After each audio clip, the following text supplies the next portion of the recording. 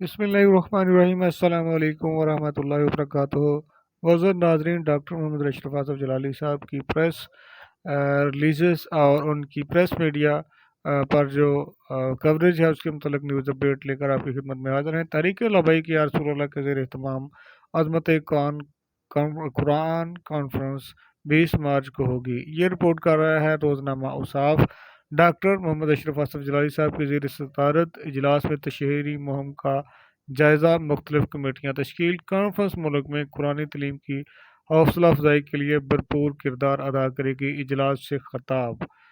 آگے جی روزنامہ نئی بات نے اس کو رپورٹ کیا ہے، عظمت قرآن کانفرنس اسلام کو فروغ دے گی۔ ڈاکٹر اشرف اعظم جلالی: امت پر اقامت قرآن فرض ہے جس کا ہم سب کو قیامت کے دن جواب دینا پڑے گا۔ آگے جی روزنامہ سما نے بھی اس کو رپورٹ کیا ہے، وہ لکھتے ہیں تحریک لبیک کی عظمت قرآن کانفرنس 20 مارچ کو ہونے جا رہی ہے۔ آگے ان کا پیغام جو ہے وہ پچھلے اخبارات سے ملتا جلتا ہے۔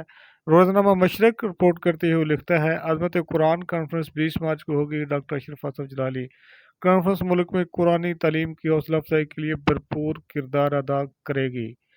روزنامہ جان پاکستان نے بھی اس کو جو ہے جان پاکستان نے بھی اس کو رپورٹ کیا۔ تحریک لبیک کی عظمت قرآن کانفرنس 20 مارچ کو ہوگی۔ 50 حفاظ اکرام کی دستار فضیلت اشرف اعظم جلالی صاحب مقالہ بھی پیش کریں گے، اور آپ کا مقالہ جو ہے وہ ایسا تحقیقاتی مقالہ ہے کہ وہ عالم اسلام کے لیے، ہر طبقہ فکر کے لیے جو وہ ہے مشرح راہ ہوتا ہے، اور آپ ایسا مقالہ پیش کرتے ہیں کہ جو نہ صرف عوام الناس کے لیے سود مند ہوتا ہے بلکہ علماء بھی اس سے استفادہ حاصل کرتے ہیں۔